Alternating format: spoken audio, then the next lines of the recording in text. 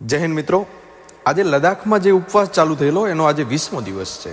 લદ્દાખના લોકો -12 ડિગ્રીમાં એ કપકપાતી ઠંડીમાં ગાંધી ઉપવાસ પર બેઠા છે, સત્યાગ્રહના માર્ગે ચાલ્યા છે. અને સમગ્ર ભારતમાં સારા હિન્દુસ્તાનમાં 3 ઇડિયટ ફિલ્મથી અને રેન્ચોના ઉલાવણા નામથી જે ફેમસ થયેલા એવા સોનમ વાંગચુક આ આંદોલનના અગ્રણી હિસ્સો બન્યા છે. ત્યારે આપણા દરેકના મનમાં એક પ્રશ્ન આવે કે કેમ લદ્દાખવાસીઓ આંદોલન કરે છે, એમની શું માંગો છે અને સરકાર કેમ એમની માંગ સ્વીકારતી નથી. નમસ્કાર, રાઠોડ સ્ટોકમાં આપ સૌનું હાર્દિક સ્વાગત છે. મિત્રો, બને છે એવું કે 2019માં કાશ્મીરમાંથી કલમ 370 હટાવવામાં આવે છે અને જમ્મુ કાશ્મીરને અલગ રાજ્યનો દરજ્જો અપાય છે. એ ટાઈમે જમ્મુ કાશ્મીરમાંથી લદ્દાખને અલગ કરી અને એક કેન્દ્ર શાસિત પ્રદેશ જાહેર કરવામાં આવે છે. આ લદ્દાખની પ્રજા બહુ ભોળી પ્રજા છે અને લદ્દાખના એન્જિનિયર અને સામાજિક કાર્યકર્તા, જે આપણે આગળ જ વાત કરી કે જે 3 ઇડિયટ નામથી ફેમસ થયા એવા સોનમ વાંગચુક, આ પ્રજાને એક વાત ગળે ઉતરાવી કે લદ્દાખને તો રાજ્યનો દરજ્જો મળવો જોઈએ. અને લદ્દાખના લોકોને આ વાત ગળે શીરાની જેમ ઉતરી ગઈ, જાણે ગોળ ખાધો એમ ઉતરી ગઈ. અને હવે લદ્દાખની પ્રજા આ -12 ડિગ્રીમાં પોતાની બાયુ ચડાવી અને કેન્દ્રની સરકાર સામે પોતાની માંગો અપનાવવા, સ્વીકારવા મજબૂર બની છે. લદ્દાખના લોકોની એક સૌથી મોટી ડિમાન્ડ છે કે બંધારણની કલમ 244ની 6ઠ્ઠી અનુસૂચિ એટલે કે શેડ્યુલ 6માં લદ્દાખનો સમાવેશ કરવામાં આવે. મૂળ વાત તો એ છે કે જમ્મુ કાશ્મીરમાંથી જ્યારે બંધારણની 370 હટાવી દીધા બાદ ભાજપ સરકારે વિસ્તારણને બંધારણની 6ઠ્ઠી અનુસૂચિમાં સામેલ કરવાનો વાયદો કર્યો હતો, પણ આ વાયદો પૂરો થયો નથી. એટલે આ 4 પ્રકારની માંગણી સાથે સોનમ વાંગચુક આજે ઉપવાસ પર બેઠા છે અને રોજ 1000 લોકો તેની સાથે ઉપવાસ કરે છે. -12 ડિગ્રીમાં બરફની વર્ષા વચ્ચે ખુલ્લા મેદાનમાં સોનમ વાંગચુક સૂવે છે અને તેની સાથે રોજ 200થી 250 લોકો પણ ખુલ્લામાં એકદમ ઠંડીની વચ્ચે ઠૂઠવાતી રીતે પોતાના શરીરને ત્યાં ઠૂઠવાવે છે, ખુલ્લામાં સૂવે છે. આ લોકો પોતાના લદ્દાખને બચાવવાની મથામણ કરી રહ્યા છે. ત્યારે આપણે જાણવું જરૂરી બન્યું છે કે આ લોકોની ડિમાન્ડ શું છે.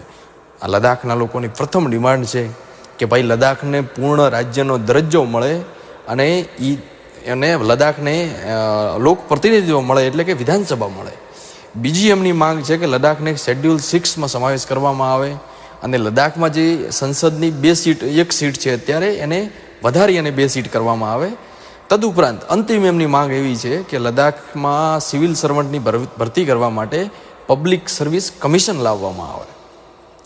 પણ એમની સૌથી પ્રબળ માંગ કઈ, તો કે ભાઈ લદ્દાખ જ્યારથી 1947માં જ્યારે ભારત સ્વતંત્ર બન્યું, પરંતુ એક ઐતિહાસિક ભૂલના કારણે લદ્દાખ એ જમ્મુ કાશ્મીરનો ભાગ બની ગયો.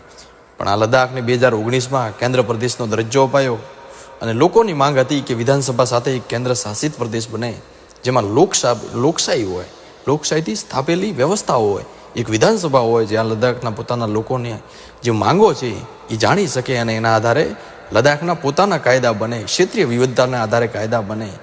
પણ કમનસીબે આવું થઈ શક્યું નહીં. બંધારણ મુજબ તો ભાષાકીય અને સાંસ્કૃતિક આધાર પર અલગ પડેલા જે સંવેદનશીલ વિસ્તારો હોય એને રક્ષણ આપવામાં આવે છે. આપણી બંધારણમાં જોગવાઈ છે કે જે રાજ્યમાં 50%થી વધુ વસ્તી આદિવાસીઓ હોય તેમને બંધારણ રક્ષણ આપે છે, પણ લદ્દાખમાં તો 97% આદિવાસી છે, છતાં પણ ત્યાં સંરક્ષણ મળ્યું નથી.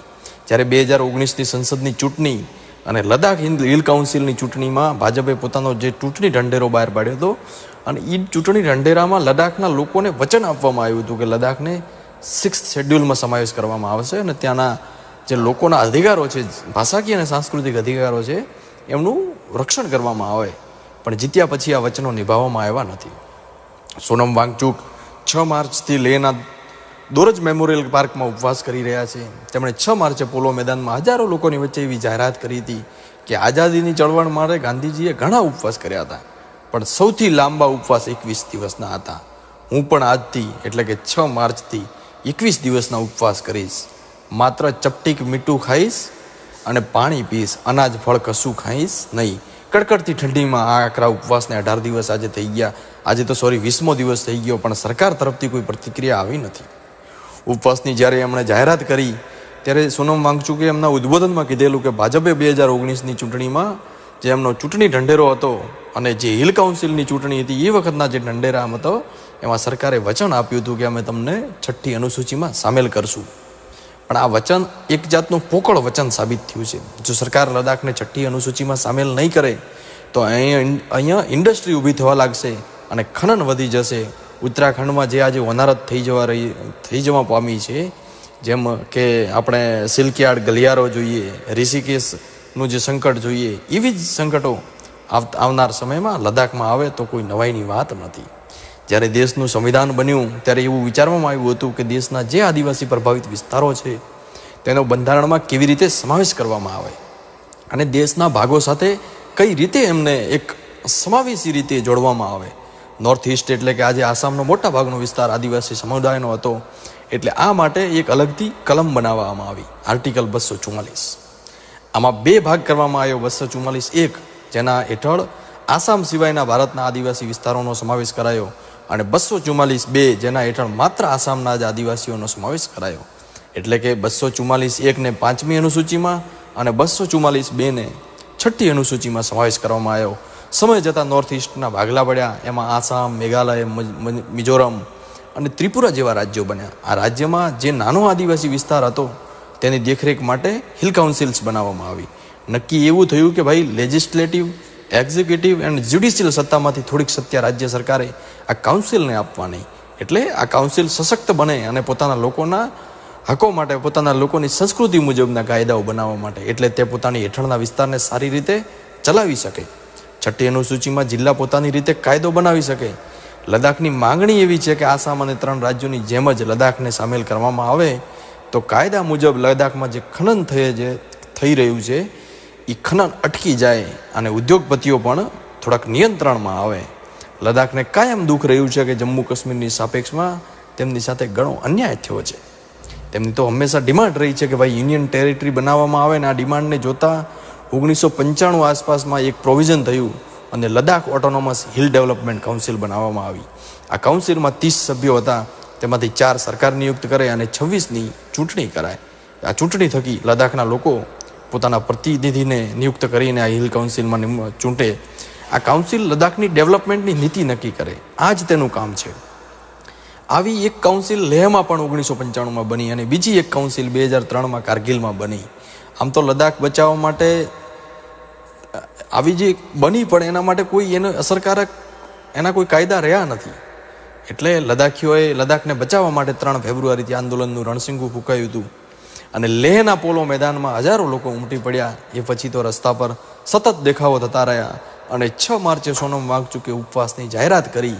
ત્યારે લદ્દાખ બંધનું એલાન આપવામાં આવ્યું અને સોનમ વાંગચુક પહેલા દિવસથી રોજ સવારે ઉપવાસનો વિડીયો ટ્વિટર પર અપડેટ કરે છે અને વિદેશ સુધી આ વાત પહોંચે એટલે ક્યારેક ઇંગ્લિશમાં પણ વિડીયો બનાવે છે. દરેક વિડીયોમાં તે સેવ લદ્દાખ, સેવ હિમાલય, સેવ ગ્લેશિયર બોલે છે.